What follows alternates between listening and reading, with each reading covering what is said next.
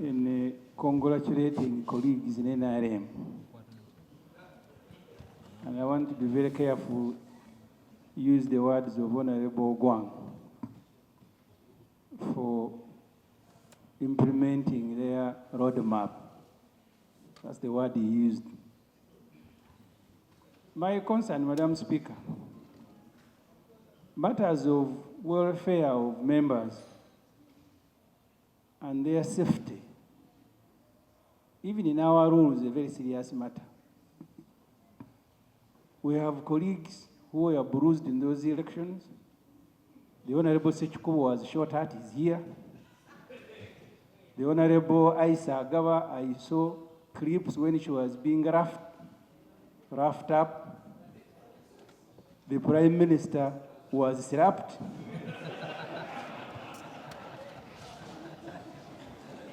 Political parties, Madam Speaker, are public institutions. Political parties are public institutions. That's why we devote money. The internal, although it can be described as internal, but elections in political parties is a national matter, is a public matter. Madam Speaker, can we get government to explain, after these messy elections in which our own colleagues were roughed up and beaten, the Honorable Sechikubo survived, can we get government to tell us what happened in the NRM primaries for which we pass money every year here? And give us assurance that having served themselves with these sort of elections, in which we congratulate those who survived, they are not going to serve the country with same elections, in which actually the first message of congratulation is for surviving. Can we get government, Madam Speaker, Thank you, to explain, but also to listen from colleagues like Honorable Sechikubo, who nearly died? Honorable. Right, Honorable Speaker. I want to thank you for your communication. Firstly, it was about the roads. I'm glad that we are on the same page even with colleagues now. A couple of months ago, Honorable Speaker, we were here talking about the shambolic state of our roads in Kampala and different parts of the country. Some colleagues said we were politicizing these matters, but the reality is that our roads are in a mess. During our alternative ministerial policy statement presentations, specifically the one on roads, we said, look, let's inject more money to fix our roads, to maintain our roads. That has got to be done. And Honorable Speaker, while some roads are in bad state, there are some roads that are totally impassable. Some districts in this country, one cannot easily cross over from one district to another because the roads are totally impassable. Where there is meant to be a bridge, the bridge broke down a long time ago. And so there is a total disconnect between one district to another. We need to fix these issues. When we talk about them, colleagues, stop saying this is politics. It is not politics, because we are all affected. We hope that government will wake up to the reality to fix these issues. Honorable Speaker, I want to again join you in, I don't know whether to congratulate colleagues that went through their processes successfully, and the reason is we are waiting for them around the corner. So enjoy that win while it lasts, because we are surely waiting for you around the corner. But I also want to commiserate and console those that did not make it. May the good Lord strengthen you. Honorable Speaker, you see, it's important for our electoral processes, first of all, to be violence-free. We've been talking about colleagues that survived violence, Honorable Sechikubo and others. The Prime Minister was slapped or punched or both. But at least she's alive, right, Honorable Speaker?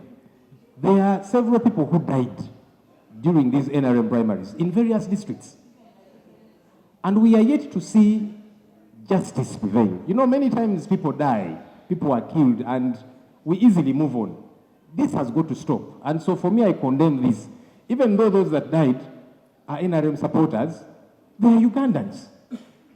And we hope that whoever participated in these killings gets to be brought to book. Because if that does not happen, Right Honourable Speaker, we are going to see a repeat or even worse in the upcoming general elections. So action has got to be taken.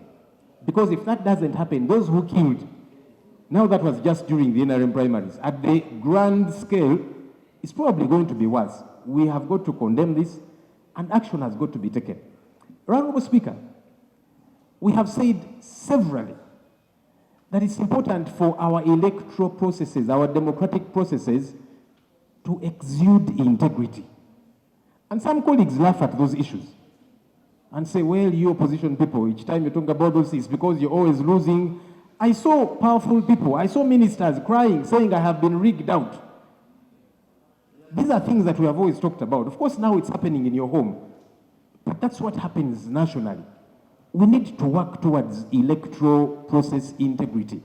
And look, even the current laws, and we are waiting for the regulations coming from the Minister of Justice. But you see, even our current jurisprudence as it is, if we were to follow it to the letter, our laws don't allow, for example, for the military to get involved in electoral processes. That's the law as it exists today. But the military keeps getting involved at every turn. We saw what happened in the Kawempe by-elections. That has got to stop. That doesn't have to wait for amendment of a certain law or whatever. It's already a law in place. Can we execute it that way? So colleagues on this side, whenever we talk about these things, and some of you, perhaps not all of you, some of you say, well, opposition, you're crying as usual. That's what happens. When a boat is sinking, no one is safe in a sinking boat. No one. And that's what is happening now. So you need to join us to say, we need to have integrity in. I was saying that all of us have got to speak in unison, that we need to have integrity in our democratic processes. Because when it happens to us, and you laugh about it, it's going to come. Because when this boat is sinking, regardless where you are seated, you know, I'm told in these cruises there is first class, also business, economy. Even if you're in the business of first class of that sinking boat, you will sink. The minister is asking for clarification. With the speaker's permission, I can take the clarification. Yes, let me take Minister. it. Right, Honourable Speaker, I want to thank the Lord for giving me this opportunity to seek clarification. He has kept on alluding on a boat which is sinking. Can I get to know from him, is it the NOP vote? A NOP boat? Yeah. I can clarify. The primaries where people have been killed, including members here being bruised, were NRM primaries. Honourable members. So I think I've clarified. Thank you, Honourable Speaker. That's not where I'm going.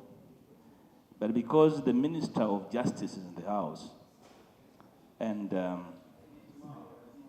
last time he was in the House, and the elections and their manner of handling was a matter in issue, he made a commitment that he will come to the House with a proposal, a bill, that will help us run electronic voting. It's barely a few months to the national election. The minister has never come back to say he failed, whether there's something he's cooking, whether actually his cooking got burnt. Because, Right Honourable Speaker, very true to form that the NRM election cannot be looked at in isolation as a rehearsal that left dust in its wake. And that the NRM, as a party that runs the state, cannot be ignored when they run their election that way. The Honourable Mawa, the Minister of Justice, and a former victim. Yes, I'm using this word on purpose. Former victim of wrongly managed elections, committed to the House, that is working on something that will help us overcome the problems of wrongly managed elections, multiple voting, and so on. Right, Honourable Speaker, this morning, I was speaking to a friend from the NRM, and he said that he actually won, but not declared because the votes were counted in base 10. That he won the election, but the tallying never got him the victory because they were counted in base 10. So will the Honorable Mao assure the House that the next election will be electronic and therefore easier to follow, so that we don't get another form of base 10 counting of votes? Because electronic voting is a form of ensuring transparency in voting and tallying. So will the minister rise and inform the country the status quo, or repair our backs for the worst? Madam Speaker. Normally, don't ask questions whose answers they don't know. As a lawyer, the Honorable Matthias Mpuga already knows the answer to the question he has asked.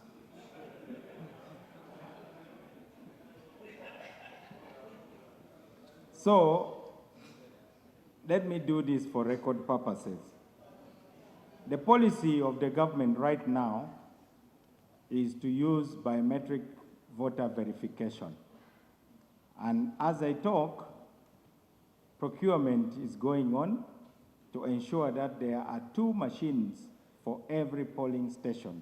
The reason is we tested the batteries and found that given the vagaries of weather and perhaps unforeseen circumstances, the batteries may not last for the entire duration. And we studied that from Ghana. So the Electoral Commission is working on both the hardware and the software to ensure biometric voter verification to deal with the problem of ballot stuffing and the multiple voting. That is the update I wish to give. So rest assured, there will be biometric voter verification.